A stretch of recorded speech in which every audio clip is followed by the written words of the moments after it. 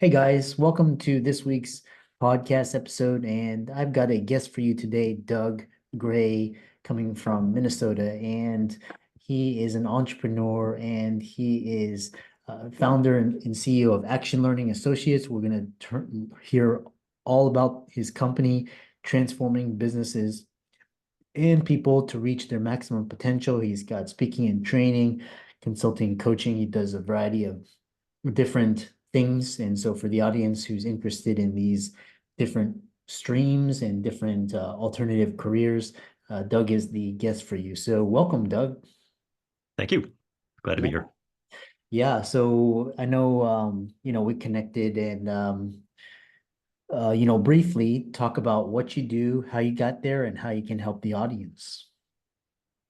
Well, the short answer is that since 97, I've tried to respond to client requests and whatever those demands might have been, and they've evolved as that's probably the case for everybody in the call.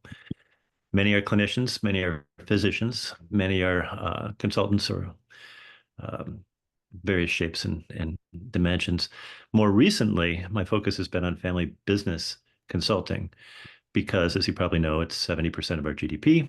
It's 65 or more percent of new job creation. And you may know we're in the midst of the largest transfer of wealth in human history, some $70 trillion, which is significant.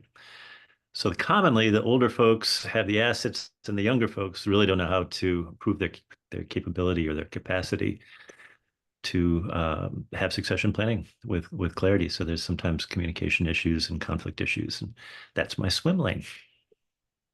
Interesting. And so talk about, what Learning Action Associates does.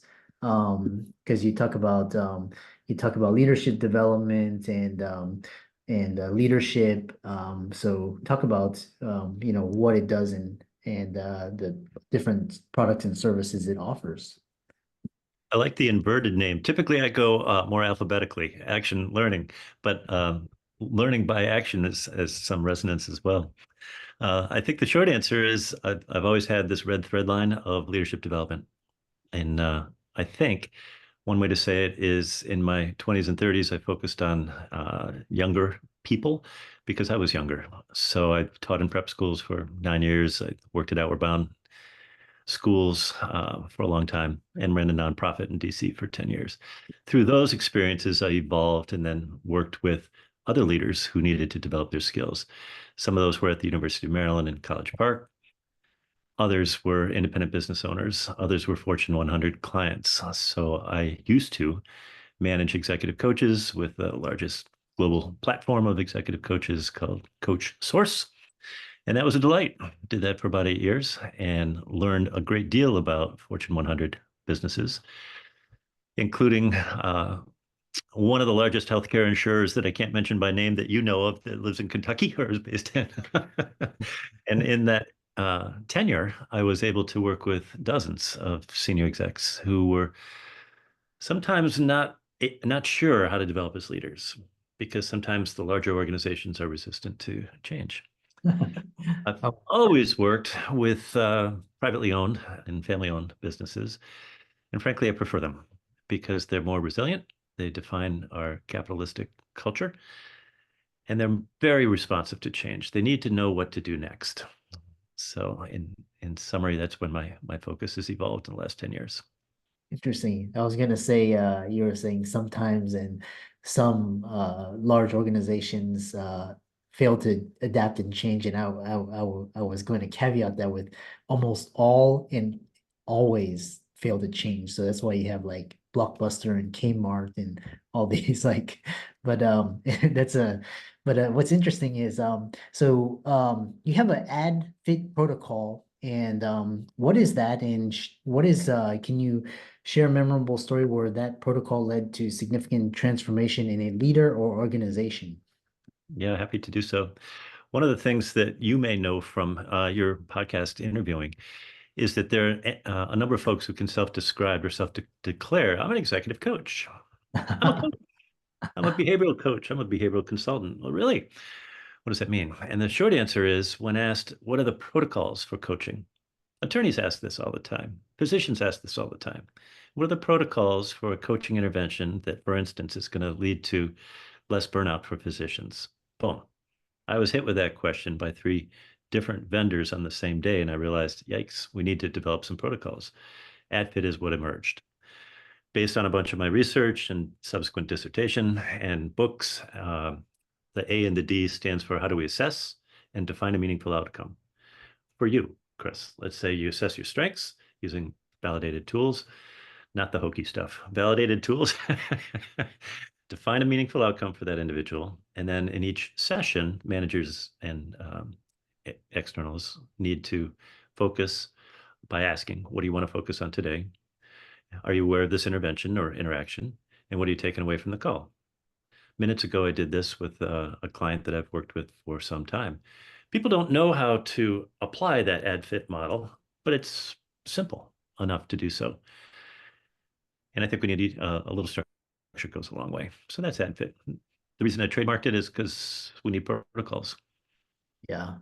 Interesting. And then the other question I have is for you is you have this OKR leadership framework, and those are central to your leadership coaching, and explain how this framework can be implemented in a business and share an example of its impact.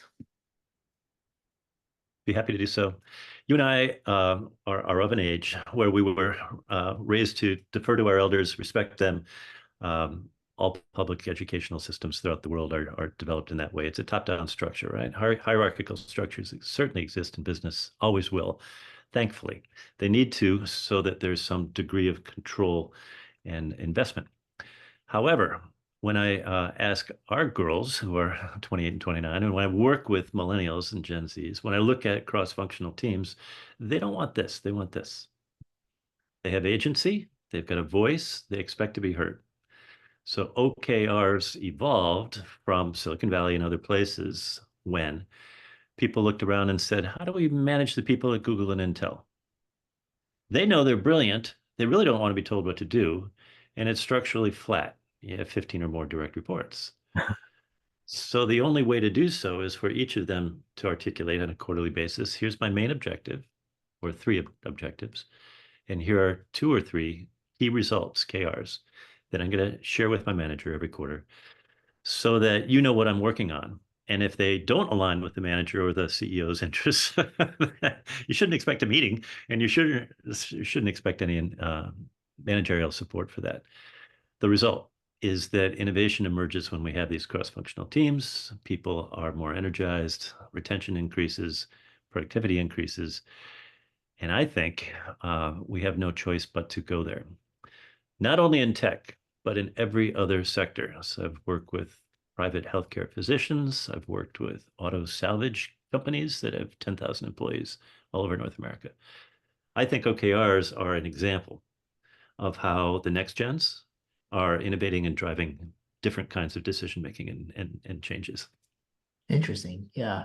And also talk about, in today's increasingly digital world, how does your virtual learning program address the challenges leaders face? What are the key benefits of this virtual approach compared to traditional in-person training? We all have silly beliefs about education, don't we? They were synchronous events that occurred in one room at one time. When you and I sat in rows and we were obliged to abide by certain expectations from one adult. As adults, that's not how we learn. We learn informally. When you have a question, you go to Google or you ask a friend. And informal learning is rarely taught or developed. But if you've got a digital library or system where peer groups, for instance, can interact on a shared entity or topic or focus, not only can they learn the content, but they can learn from each other with case studies. Most MBA programs now use case studies because we celebrate collaboration. We don't celebrate memorization as we once did when you and I went to school. So all of my schooling intentionally was self-directed with collaborative teams from different disciplines or divisions. Psychology is exploding in that way. Social psychology, thankfully, is in response to the business needs of people, those members. So what does that mean? It means digital tools are ubiquitous, and they will only get better. If I've got a private library to go to get an answer for something, Could be AI generated, and it could be based on Doug's writings. All my books, dissertation. There's a GBT called Gray Matters. People can go and ask it questions, and it sounds a bit like me when they seek those answers. Well, we're headed there.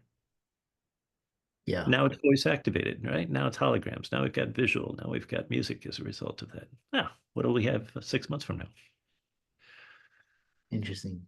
Yeah, yeah, it reminds me of because I was talking with one of another podcast guest, and he was like saying because you alluded to the traditional classroom style of learning, and that was like during Henry Ford, and his I guess the objective or Department of Education was to everybody should go and work in a factory, and I'm not working in a factory, but he was saying like it's time to retire that type of education, and now you have very innovative companies hiring people that didn't go to college but they're stellar in their particular skill set. So um moving on, talk about positive psychology in business, and then you emphasize the use of positive psychology in your coaching, and how do you integrate the principles of well-being and flourishing into business leadership, and what results have you observed from this approach? It's been profound. We've got 100 years of social science research, right? We've got maybe 20 years in something called positive psychology, which broadly can be thought of as the evidence-based tools and data that we have to help people flourish or accelerate. And if you took all of that and put them into 5 buckets, it's kind of like the 5 fingers in your hand. One is more subjective, the other more four more objective. And the model is called PERMA, PERMA. And Marty Seligman at Pennsylvania and others have validated this research with all kinds of meta-analyses. But the P is positive emotions. We choose to be positive or not. If we do, that's certainly a subjective choice, then it'll affect various things. The E is engagement, the degree to which we choose to be engaged in whatever is going to happen next. R is relationships. The quantity and quality of our relationships will determine our success. I'm not making any of these up. These are 5 piles of data. Imagine 5 stacks of books or 5 rooms of libraries. The M is meaning. What makes for a meaningful experience, not only in your career, but in your life and your service to other people. And the A is accomplishments. How do you define an accomplishment? Is it, for instance, achieving a certain goal of whatever, affiliation, achievement, orientation, service? Well, PERMA is a thing that can be quantified and described and shared and measured. What is less frequently shared is another aspect of psychological capital or positive psychology called psychological capital. And this is kind of like the golden egg. When business leaders embrace PsyCap, not only will we get away from financial views of capital and social views, but we'll get to 4 dimensions that have a second order effect. I'm teasing you a little bit because I want you to sort of imagine what could possibly be these 4 variables that are dynamic, they're taught. Second order effect implies that they're going to have massive impact on Chris's career. Not only are they there, and they're quantifiable and measurable, and they can be taught in a short period of time, but they're easy to remember. HERO, hero. So the hero within can be described as hope. Do I have the will and the way to do a better job in my career? Efficacy is the capacity to do our job. It's a nerdy psychologist term, but it's one measure of capacity is efficacy. The R is resilience, our capacity to overcome from a previous loss or challenge to that previous state or a better state. We look at all kinds of examples of resilience being taught and developed. Optimism is the O, the extent to which we choose an optimistic view of the world. Well, these 4 are quantifiable and have a second order effect on things like retention, job satisfaction, employee engagement, productivity, and profitability. Business psychologists know this, but nobody else does. If any of your listeners should have any questions about how to implement that in their work world, be happy to talk to them. Yeah, really interesting. We're kind of coming to the end, but family-owned businesses face unique challenges, and kind of discuss a particular case where you're consulting help navigate a complex family dynamic to achieve business success. So many stories. The Short answer is that family-owned business leaders are not accustomed to going to a center at a college. And they don't really know if their accountant or attorney is a qualified person to help them deal with the succession issues. So they need people with expertise in business psychology. I'm trained as a behavioral psychologist. So when I look at succession, for instance, excuse me, I'll use a 360 validated assessment process that I created with a brilliant guy at Pepperdine and have used with 30 or 40 clients. So we've got 500 or 800 raters participating in this process. When we know what Chris needs to do as a successor in that family business, let's say, physicians are good examples, by the way, then we not only know the directionality, but we know the intensity of what those raters, 7 different rater groups, say that that individual ought to do to be a better leader. And those are obvious, maybe, but nobody else has validated it and measured it in the way that we have. So imagine the board is one rater group, the owners, if it's a different group, are rater group, the managers, peers, direct reports, and then family and friends, and then the self-rater. So if you have those 6 compared to the self-ratings and there's a gap, now we know if Chris thinks he's here, but others say, oh, you got work to do, buddy, on one of these 50 behaviors, that gap will define, and so will the inverse, what you ought to do next. If you think you're low, but others say, no, in fact, Chris, you're doing a heck of a job in this particular behavior, that's a blind spot. One of the things that we know is that 360s are the most valid form and useful form of feedback, professional feedback, ever, ever in organizational psychology, but they're underutilized, in part because people don't know how to protect the individuality and the confidentiality of each of the participants. I do. We do. And that process leads to deeper data that we can then use in succession planning. It's masterful stuff. Interesting. How can people contact you and follow you and reach out to you and check out the work that you do? Yeah, I'll give you a few different URLs. For that last example, assessnextgen.com, ASSES, nextgen.com. Yeah. Evolved into the NextGen peer groups, which are open to associations and as well as the public. And then action-learning.com, OKRleadership.com. The most recent book is The Success Playbook for Next Gen Family Business Leaders. And that's probably all you need. Oh, and I'm on LinkedIn. Yeah. Nice.